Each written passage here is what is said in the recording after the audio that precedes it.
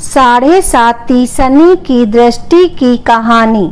जय श्री कृष्णा दोस्तों।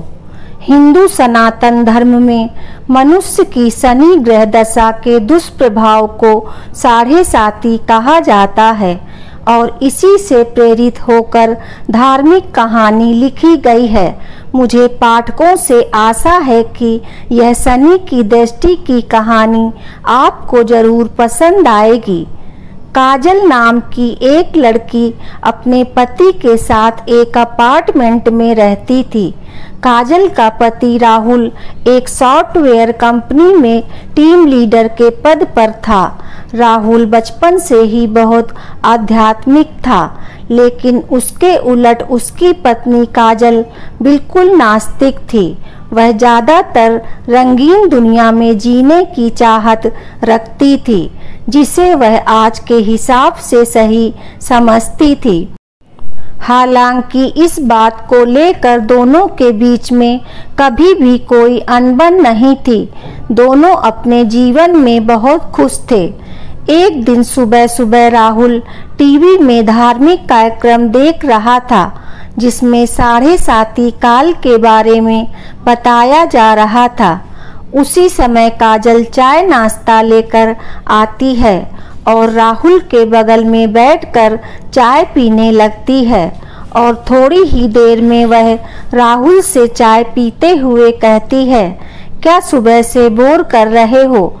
और उसी समय टीवी का रिमोट उठाकर चैनल बंद कर देती है। राहुल को काजल का बर्ताव अच्छा नहीं लगता। वह काजल से कहता है, क्या तुम साढ़े साती की महादशा के बारे में कुछ जानती हो? जो तुमने उसे बकवास समझ लिया।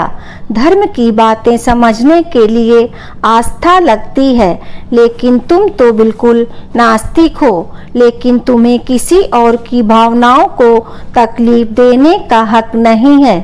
काजल को राहुल की बात से ग्लानि महसूस होती है और वह राहुल से माफ़ी मांगते हुए वही शनि भगवान का कार्यक्रम टीवी में दोबारा से लगा देती है।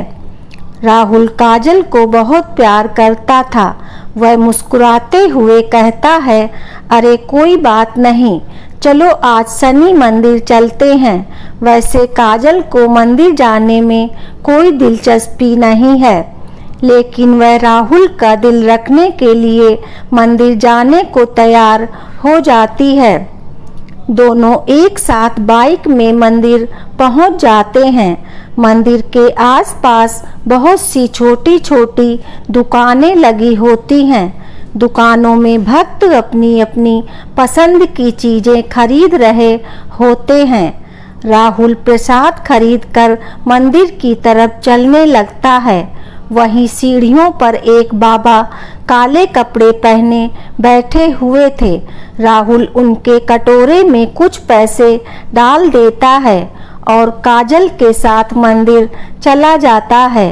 मंदिर में शनि भगवान के दर्शन करने के बाद पुजारी से प्रसाद लेकर दोनों सीढ़ियों से नीचे उतरने लगते हैं और जैसे ही वह नीचे आते हैं, वही बाबा काजल को देखकर कहते हैं, बेटी अपना ध्यान रखना। काजल बाबा को प्रणाम करके राहुल के साथ घर आ जाती है। दरअसल बाबा बहुत तेजस्वी थे। उन्होंने काजल को देखते ही महसूस कर लिया था कि उनके ऊपर शनि की दृष्टि पड़ चुकी है, जिससे उसका साढ़े साती शुरू हो चुका है और उसके जीवन में संकट के बादल घिर गए हैं। काजल के घर पहुंचते ही उसके सिर में दर्द होने लगता है।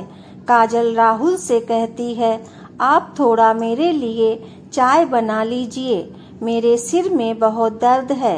राहुल काजल के लिए चाय बनाकर ले आता है। राहुल को ऑफिस जाना होता है, इसलिए वह तैयार होकर जल्दी निकल जाता है। काजल घर के काम खत्म करके दोपहर को सो जाती है। शाम को राहुल अपने ऑफिस से घर आता है। काजल तब तक सो ही रही होती है। राहुल काफी देर तक दरवाजा खटखटाता है। लेकिन काजल गहरी नींद में थी। उसे दरवाजे में किसी की आहट सुनाई नहीं दे रही थी। राहुल काजल को फोन लगाता है। फोन की घंटी सुनकर काजल अचानक नींद से जाग जाती है और जैसे उसे पता चलता है कि राहुल दरवाजे पर खड़ा है, वह जल्दी से जाकर दरवाजा खोलती है। राहुल काजल से प्यार से पूछता है, क्या कर रही थी? इतना टाइम क्यों लग गया? काजल आंख मीचते हुए कहती है, पता नहीं कैसे इतनी ज्यादा नींद लग गई कि आपकी आवाज सुनाई ही नहीं दी। राहुल अपना सामान रखकर बाथरूम में फ्रेश होने चला जाता है। उसी समय राहुल के मोबाइल में एक मैसेज आता है। काजल की नज़र अचानक मोबाइल पर पड़ती है। उसमें दिल के निशान के साथ प्यार भरा संदेश दिखाई देता है। मैसेज देखते ही काजल के रोम रोम में आग लग जाती है, क्योंकि वह अपने पति से बहुत प्यार करती थी और यदि वह बेवफा निकले तो उसे बर्दाश्त नहीं होगा।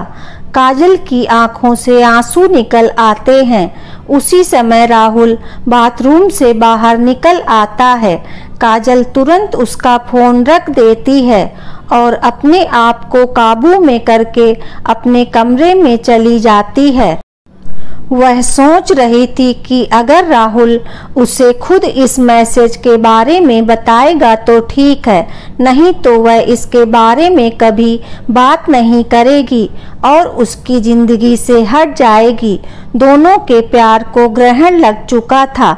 7:30 काल ने काजल को अपनी गिरफ्त में ले लिया था। काजल का स्वभाव बदलने लगा था। वह अपने पति पर शक करने लगती है, जिसके चलते उसके रिश्तों में दरार आ चुकी थी। कुछ दिनों के अंदर दोनों के बीच में झगड़े होने प्रारंभ हो जाते हैं। राहुल काजल को समझाने की बहुत कोशिश करता है, लेकिन काजल के दिमाग में वही मैसेज घूम रहा होता है। वह राहुल की किसी भी बात पर भरोसा नहीं कर पा रही थी। राहुल काजल को खुश करने के लिए उससे कहता है, चलो मंदिर चलते हैं और वहीं से बाजार घूमने चलेंगे। आज कुछ कपड़े खरीदते हैं। लेकिन काजल गुस्से में वहां से उठकर चली जाती है। राहुल अकेले ही मंदिर चल देता है। राहुल को दोबारा वही बाबा मंदिर की सीढ़ियों में फिर से दिखाई देते हैं। वह राहुल को देखते ही उसे अपने पास बुलाते हैं। राहुल हाथ जोड़कर बाबा के सामने जाकर खड़ा हो जाता है। बाबा कहते हैं, बेटे, तुम्हारे जीवन में संकट दिखाई दे रहा है, क्या तुम ठीक हो? राहुल कई दिनों से काजल से परेशान था। वह बाबा के सामने बैठकर अपनी समस्या बताने लगता है।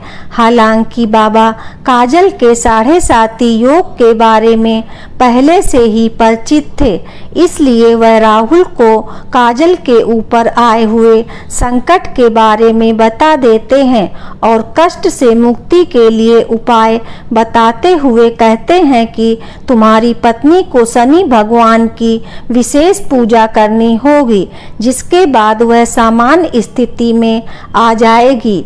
राहुल भगवान का दर्शन करने के बाद घर पहुंचते ही काजल से कहता है, आज मंदिर में वही बाबा जी मिले थे। उन्होंने बताया कि तुम्हारा 7:30 योग चल रहा है, इसलिए तुम्हारे जीवन में चिंता बनी रहती है। तुम शनि भगवान की पूजा करो, उससे सब ठीक हो जाएगा। काजल अचानक राहुल से कहती है कि मेरी समस्या की वजह तो तुम हो। राहुल पूछता है कैसे, लेकिन काजल बात को यहाँ वहाँ घुमा देती है।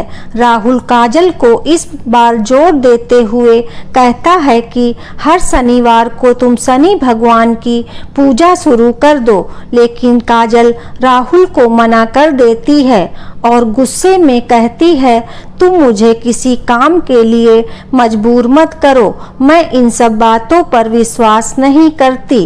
राहुल को समझ में नहीं आ रहा था कि वह अपनी पत्नी को शनि के प्रकोप से कैसे बचाए। वह दोबारा मंदिर की तरफ जाता है और बाबा को ढूंढने लगता है, लेकिन बाबा वहां से जा चुके होते हैं और अब वह अगले हफ्ते यानी अगले शनिवार ही यहाँ आएंगे। राहुल के पास तब तक का वक्त नहीं था, क्योंकि वह समझ चुका था कि अगर यह सब ठीक नहीं हुआ तो काजल और उसका रिश्ता टूट जाएगा। वह काजल से बहुत प्यार करता था, वह उसके बिना जीने की कल्पना भी नहीं कर सकता था। राहुल मंदिर में पुजारी जी से बाबा के बारे में जानकारी लेता है, लेकिन पुजारी जी को बाबा के बारे में कुछ पता नहीं था। वह कहते हैं, बेटा मैं यहाँ सुबह से आता हूँ, लेकिन मैंने आज तक किसी बाबा को सीढ़ियों पर बैठे नहीं देखा, पता नहीं तुम किसकी बात कर रहे हो। राहुल को ताज्जुब होता है, क्योंकि वह 2 बार बाबा को मिल चुका था। वह शनि भगवान के सामने हाथ जोड़कर कहता है, प्रभु मुझे बाबा से मिलना है। और इतना कहते ही राहुल मंदिर से नीचे उतरने लगता है। अचानक सीढ़ियों में उसके सामने बाबा प्रकट हो जाते हैं और उसे एक शनि भगवान की मूर्ति देते हैं और कहते हैं, इसे अपने घर में रख लेना और इन्हें तेल से स्नान कराना, तुम्हारा कल्याण होगा। और इतना कहते ही बाबा अचानक राहुल के सामने से ओझल हो जाते हैं। राहुल समझ जाता है यह कोई साधारण बाबा नहीं बल्कि तेजस्वी आत्मा है।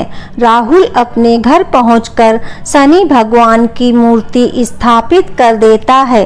राहुल जैसे ही उस मूर्ति को तेल से स्नान कराता है, काजल पीछे से आकर जोर जोर से चिल्लाने लगती है और कहती है, खुद चरित्रहीन होकर ये ढोंग मत करो। अपनी गलती छुपाने के लिए तुम शनि भगवान का सहारा ले रहे हो। अपने आप को आईने में देखो तो पता चलेगा कि तुम कितने घटिया इंसान हो। काजल की इतनी अभद्र बातें सुनते ही राहुल के पैरों तले जमीन खिसक जाती है। उसने उम्मीद भी नहीं की थी कि काजल उससे कभी इस लहजे से बात करेगी। राहुल शांत स्वभाव का था। वह काजल को शांत करते हुए पूछता है, क्या हुआ काजल, आराम से बात करो। काजल तुरंत उसका मोबाइल लाकर वही मैसेज उसके सामने रख देती है। राहुल काजल से पूछता है, यह क्या है? काजल तुरंत कहती है, तुम बताओ यह क्या है और कौन है जिसने तुम्हें यह मैसेज भेजा है? राहुल काजल की बात सुनकर मुस्कुराने लगता है और कहता है, अरे पागल, यह मैसेज उस लड़की ने मुझे नहीं भेजा था, बल्कि कंपनी में काम कर रहे मेरी टीम के एक लड़के ने उस लड़की को भेजा था और उस लड़की ने मुझसे उसकी शिकायत करने के लिए वह मैसेज मुझे फॉरवर्ड किया था। यह बात सुनते काजल का दिमाग शून्य हो जाता है। उसे कुछ समझ नहीं आता। वह जमीन पर बेसुध होकर बैठ जाती है। राहुल उसके बगल में बैठकर उसका हाथ पकड़कर पूछता है, क्या तुम इतने दिनों से इस मैसेज की वजह से मुझसे झगड़ रही हो? तुम पागल तो नहीं हो गई? एक बार मुझसे पूछ तो लिया होता। मैं तुम्हारे अलावा किसी और लड़की के बारे में सोच भी नहीं सकता। काजल जोर जोर से रोने लगती है और राहुल के गले लग जाती है। अनजाने में ही सही, लेकिन शनि भगवान की कृपा से काजल को 7.5 योग से छुटकारा मिल जाता है। दोनों के जीवन में फिर से खुशियों को न्योता मिल चुका था। शनि भगवान के विराजमान होते ही दोनों के बीच झगड़े की वजह ही समाप्त हो चुकी थी और उनके जीवन में खुशियों ने फिर से दस्तक देना शुरू कर दिया था। और दोनों के जीवन के कष्टों की समाप्ति के साथ ही धर्म की यह कथा समाप्त भी हो जाती है। प्रेम से बोलिए शनि देव की जय। दोस्तों, आपको यह कहानी कैसी लगी कृपया कमेंट करके ज़रूर बताएं। वीडियो पसंद आया हो तो लाइक करें और आगे की ऐसी ही कथा कहानी एवं जानकारियों को जानने के लिए चैनल को सब्सक्राइब अवश्य करें। धन्यवाद आपका।